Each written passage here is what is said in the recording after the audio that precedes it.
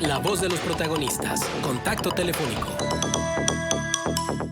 Bueno, nos da mucho gusto esta mañana poder conversar con Luis Javier Cortés. Él es politólogo por la UNAM, maestro en Administración y Políticas Públicas por el CIDE, y con él vamos a conversar sobre este señalamiento que hace México Evalúa del impacto a la población sin cobertura en salud que se daría por la desaparición del FONSABI en el 2023, el Fondo de Salud para el Bienestar, que ha reportado una reducción importantísima en lo que va del gobierno federal. Por ejemplo, tenía a finales de 2019, el primer año completo del gobierno de la 4T, 110,000 millones de pesos. En este 2022, a junio, tenía 37,000 millones de pesos, y lo que señala México Evalúa es que al desaparecer este fondo, la atención de enfermedades catastróficas de la población sin seguridad social está en riesgo porque dependería de la disposición de recursos presupuestarios. Esto fue lo que se advirtió, y bueno, sobre ello vamos a platicar. Luis Javier, gracias por estar con nosotros. Marcela Pámanes y Manuel Cerrato, te saludamos con gusto. Buenos días. ¿Qué tal, Manuel, Marcela? Muy buen día. Buenos días. Pues con el gusto de conversar contigo, Luis Javier. De entrada, bueno, sabemos lo que ocurrió con el Seguro Popular. El gobierno federal lo desapareció en sustitución del INSABI, un Instituto de Salud para el Bienestar que no se consolidaba y que generaba muchísimas dudas. Viene la pandemia y entonces, bueno, todo eso queda un tanto entre paréntesis, pero como ya había desaparecido el Seguro Popular, pues estas debilidades en la infraestructura de salud pública se vieron también ante el embate del COVID. Ahora se ha anunciado recientemente el IMSS Bienestar, pero bueno, en cuestiones presupuestarias vemos luego estas cosas que se han descubierto y se ha quitado, bueno, presupuesto para medicamentos, para insumos, y ahora, bueno, con la eventual desaparición de este Fondo de Salud para el Bienestar que se ha venido reduciendo, ¿cuáles serían los impactos, Luis Javier, y qué panorama nos pudieras ofrecer del manejo presupuestario que ha dado el gobierno federal al ámbito de la salud? Por supuesto, Manuel. Mira, antes de contestar tu pregunta, me gustaría retomar un poco cómo es que surge este fondo de gastos catastróficos. Cuando se crea el Seguro Popular, legalmente se llamó el Sistema de Protección Social en Salud, cuyo brazo operativo era el Seguro Popular, se crea un fideicomiso con el mismo nombre, fideicomiso para el Sistema de Protección, para la Protección Social en Salud, en el cual se estipula que el 11% de los recursos destinados a el sistema de protección social en salud deben destinarse a este fideicomiso. ¿Para qué? Para que de ese 11%, más del 90% se ocupe para atender enfermedades que ocasionan gastos catastróficos, un porcentaje más reducido, alrededor del 7% para infraestructura. Y bueno, obviamente el mayor gasto, la mayor inversión que consumía este fideicomiso era en las enfermedades que ocasionan gastos catastróficos. ¿Cuáles son estas enfermedades? Bueno, se cubrían 66 distintos tipos de cánceres, cuidados intensivos neonatales, enfermedades metabólicas, cánceres también a menores y a mayores de 18 años, enfermedades cardiovasculares, también enfermedades infectocontagiosas, algunos trasplantes y algunas enfermedades congénitas, o mejor dicho, genéticas, ¿no? La intención de crear este fondo es porque más de la mitad de la población en México no cuenta con acceso a la seguridad social, lo cual, bueno, pues limita, por tanto, el acceso a los servicios de salud. Entonces, este fondo se crea en primera instancia para, obviamente, financiar las enfermedades del presente, pero también ir creando una bolsa acumulable durante el tiempo para que las próximas generaciones que no iban a contar con seguridad social tuvieran asegurado que en caso de tener una de estas 66 enfermedades catalogadas como catastróficas, pues bueno, el Estado pudiera financiar sus intervenciones y sus padecimientos. Ese era el esquema del Seguro Popular. Y dentro de todas las malas decisiones que se tomaron con la aparición del Instituto de salud para el bienestar. Lo más rescatable, o lo menos peor, si lo queremos ver así, es que se conservó esta idea de reservar el 11% de los recursos destinados al INSABI para este fondo que, bueno, con la llegada de este gobierno se decidió llamarle Fondo de Salud para el Bienestar. El único problema, o mejor dicho, el gran problema o el gran inconveniente es que a través de las reformas a la Ley General de Salud que se dieron en 2019, específicamente en el artículo 77-17, se estableció que este fondo no podía acumular más allá de 20,000 millones de pesos. ¿Y por qué digo 20,000? Porque la ley establece que no puede acumular más de 2 veces el presupuesto asignado para el 2020. Si nosotros revisamos el presupuesto asignado para el INSABI en 2020 fue alrededor de 104,000 millones de pesos. El 8% que debe destinarse a este Fondo de Salud para el Bienestar es, bueno, alrededor de 9,000 millones de pesos. Si lo multiplicamos por 2 dan 18,000, ¿no? Entonces, a raíz de ese artículo, como bien lo mencionabas, Manuel, este gobierno recibió ese fondo con 110,000 millones de pesos, pero a raíz de ese artículo, cada año se le han ido disminuyendo recursos hasta quedar en esos 18,000 que te permite la ley y que realmente es sumamente grave porque anualmente se estima que con el Seguro Popular se invertían alrededor de 9,000 millones de pesos para atender estas enfermedades catastróficas. Con la llegada del INSABI, esa inversión o ese gasto a este tipo de enfermedades disminuyó a 5,000. Es decir, en términos prácticos, si lo vemos simplemente en números, este fondo quedaría solo para financiar de por sí ya las escasas enfermedades que ahora se financian con el INSABI, solamente daría para 4 años. Y como bien señala México Evalúa, esto es muy grave porque pone en riesgo la sostenibilidad de la inversión que pueda hacer el Estado para la población que carece de acceso a servicios de salud, sobre todo en uno de los niveles que generan y pueden generar pobreza en la población si es que no se cuenta con los recursos para atenderse. Sí, efectivamente, porque eso deja a mucha gente en la vulnerabilidad. Y tomando en cuenta que hay otros pendientes que no se han cubierto, como puede ser justamente la adquisición de medicamentos y de insumos, además de que, bueno, hay algunas cuestiones que proponía el INSABI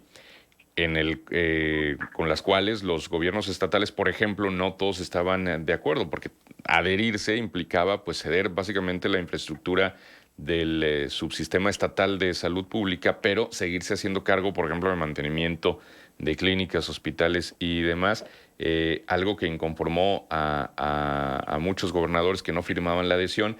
Pero luego el IMSS Bienestar contempla, por ejemplo, algunas cuestiones también parecidas, ¿no, Luis? Y entonces, en ese sentido, pues estamos viendo que las políticas públicas o las decisiones presupuestarias que se están tomando en materia de salud, no sé si no estén siendo las mejores, pero de entrada parece que le pegan sobre todo a la población que no tiene seguridad social formal.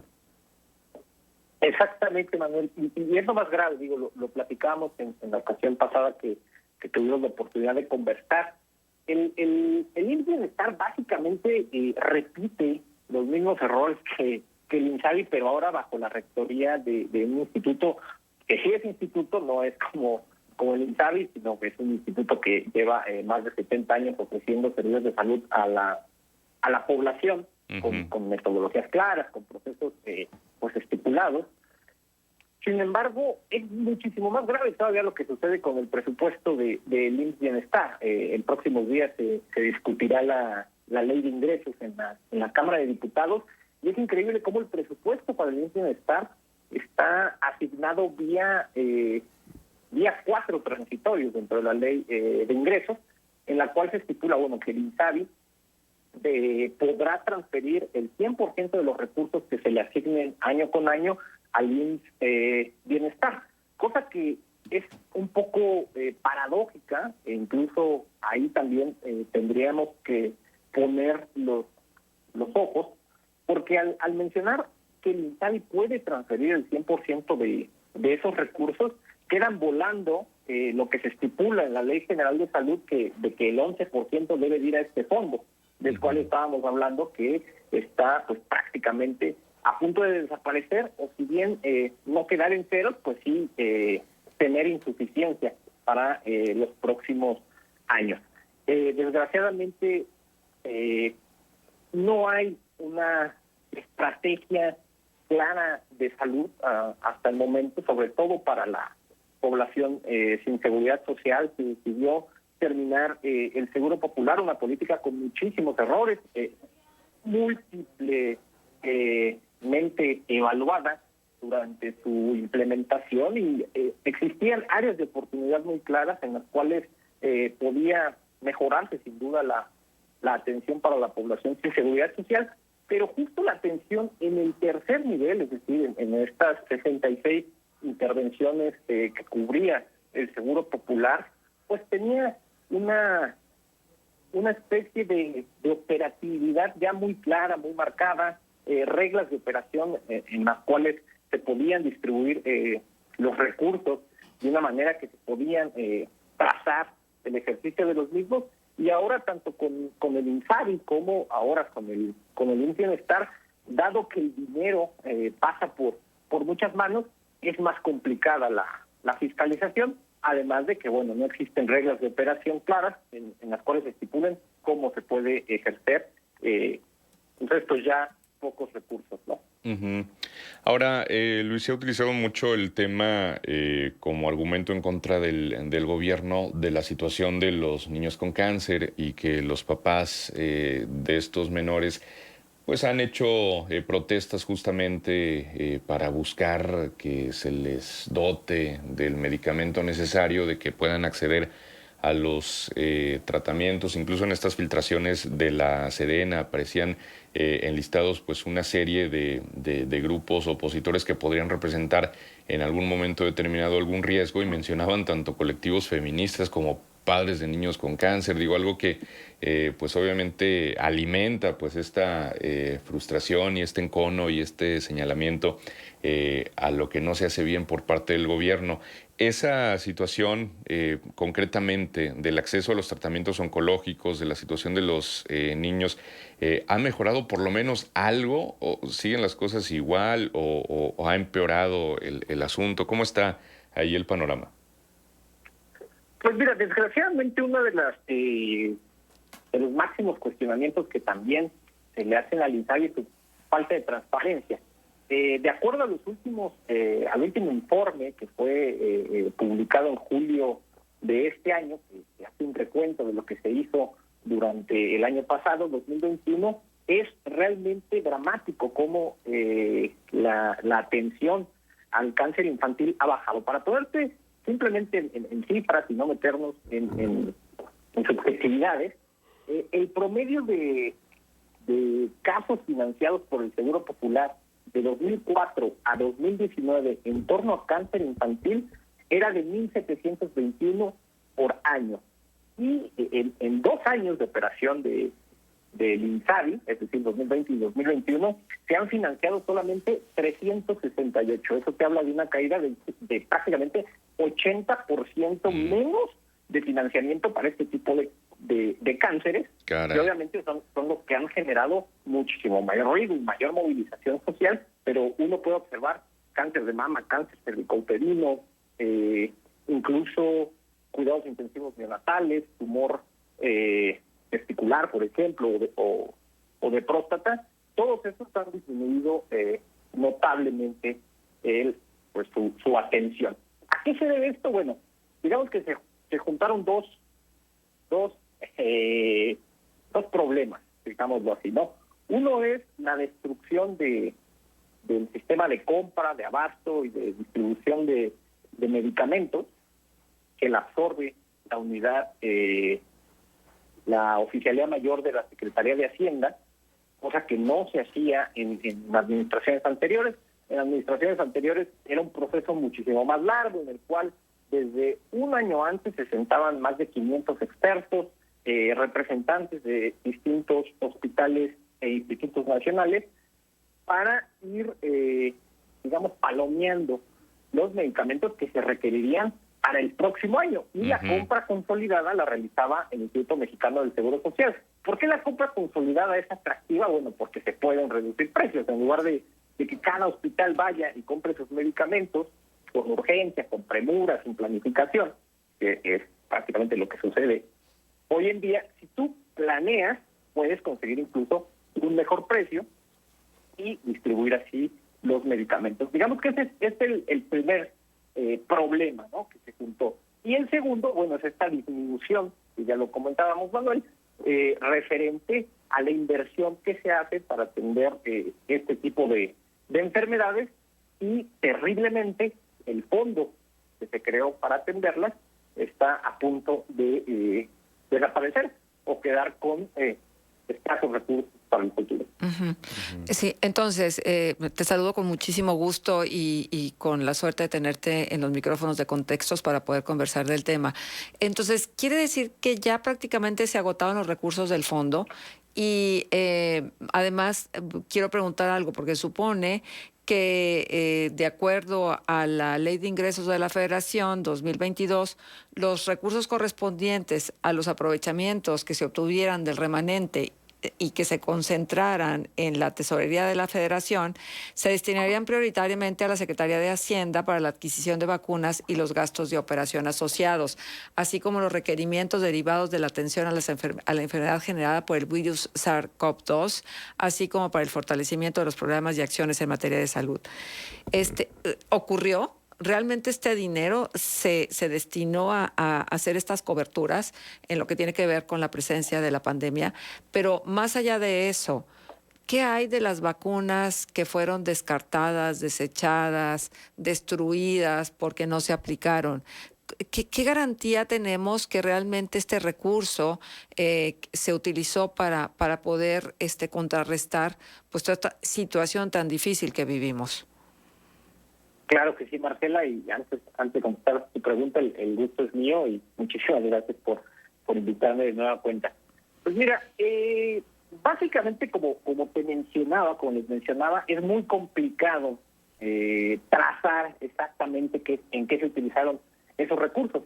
Justo ese es el riesgo de desfondar, valga la redundancia, un fondo que tiene reglas de operación claras, tanto para ejercer los recursos como para fiscalizarlos, ¿no? Cuando se crea el INSABI, se establece vía un transitorio, cuando se hacen las reformas a la Ley General de Salud, que 40,000 millones de los 110,000 que ya tenía ese fondo a la llegada de este gobierno, se utilizarían para la creación del INSABI.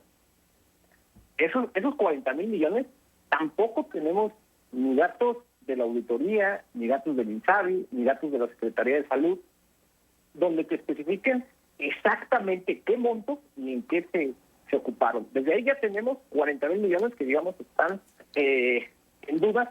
Y en duda digo porque, para ejemplificarlo para ustedes y para el auditorio que amablemente nos escucha, digamos que tú tienes un ahorro, ¿no? Un ahorro, tú cuando haces un ahorro, obviamente lo haces con la intención de gastarlo en el futuro, ¿no? Es decir, voy a ahorrar para un vehículo, voy a ahorrar para una casa, voy a ahorrar para un celular. Tienes claro en qué lo vas a gastar. Cuando tú sacas ese ahorro y lo metes, digamos, a tu cartera del día a día, a tu bolsa general, pues tú pierdes control de ese recurso, ¿no? Es decir, ya no es más complicado saber en qué lo estás utilizando si lo metes a una bolsa general. No, nos quedan 40 segunditos antes del corte, Luis. Claro que sí. Eso sucedió con el fondo. Se metió a una bolsa general y desgraciadamente no podemos saber, y el gobierno no ha hecho el esfuerzo de transparentar exactamente para qué fueron destinados esos recursos, tanto los 40,000 originales como los que ya mencionaba Marcela, que en teoría se debieron de haber destinado a la atención de la emergencia sanitaria provocada por el COVID-19. Muy bien.